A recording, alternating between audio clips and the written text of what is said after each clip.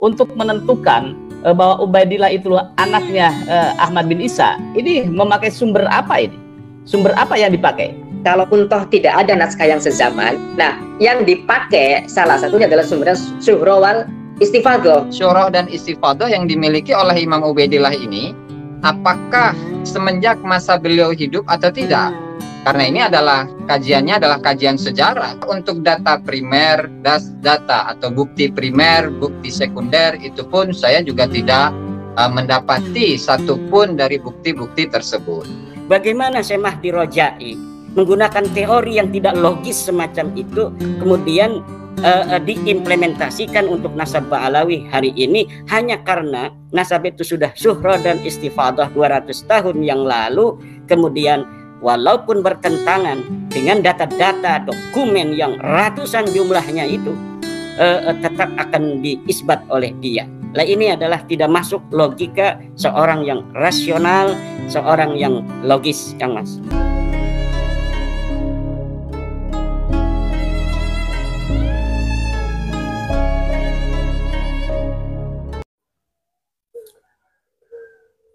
Assalamualaikum warahmatullahi wabarakatuh. Inilah kaidah Syuhroh wal Istifadhoh. Prinsip fikih para pendukung nasab Ba'alwi dalam mengisbat nasab Ba'alwi adalah Syuhroh wal Istifadhoh. Diketahui banyak orang bahwa ia sayyid. Tentu ini sudah sangat ketinggalan zaman dalam dinamika diskursus nasab Ba'alwi di Indonesia. Jawaban itu pula menunjukkan kapasitas fikih yang dimiliki para pembela nasab Ba'alwi di Indonesia sampai tulisan ini diposting. Bahwa para ulama madhab Syafi'i memang mengakomodir Syuhroh sebagai salah satu instrumen kesaksian atau pengisbatan nasab. Tetapi ia disyaratkan tidak adanya dalil yang menganulir kesyuhroannya itu. Jika ada dalil yang menganulir, maka kesyuhroan itu batal. Jika seseorang di hari ini syuhroh sebagai sayyid karena ia putra dari ayah yang sayyid, maka kesayyidannya gugur ketika ia terbukti bukan anak dari ayah yang sayyid itu. Begitu pula Ubaid, ketika telah syuhroh bahwa ia adalah anak Ahmad, maka syuhroh itu gugur ketika ada bukti bahwa ia bukan anak Ahmad, dan bukti-bukti itu banyak.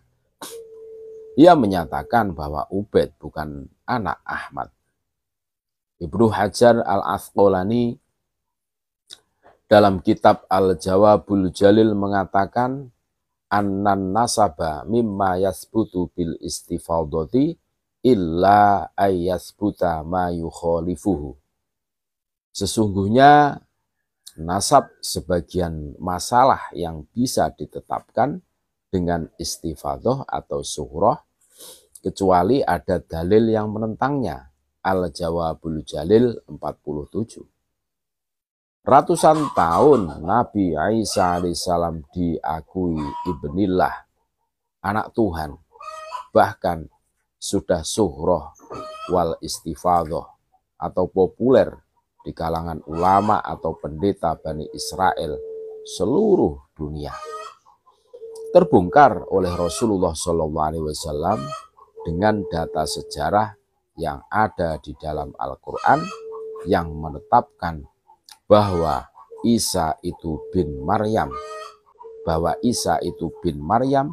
dan hamba Allah, bukan Isa bin Allah atau putra Tuhan. Sampai sekarang pun banyak manusia yang meyakini Isa itu bin Tuhan, bukan bin Maryam. Itu contoh yang terjadi. Makanya selama pihak Robitoh Alawiyah tidak bisa membantah bahwa Ubaidillah sebagai anak Ahmad bin Isa terus mendatangkan hujah atau dalil yang sikoh yang bisa mengalahkan tesis dari Kiai Haji Imaduddin Usman Al-Bantani, yang mana di dalam tesisnya Kiai Haji Imaduddin Usman Al-Bantani, anaknya Sayyid Ahmad bin Isa Al-Abah atau An-Nafat, bukan Al-Muhajir, itu cuma 3. Tidak ada anak yang bernama Ubaidillah. Itulah. Terima kasih. Tetap NKRI harga mati. Wassalamualaikum warahmatullahi wabarakatuh.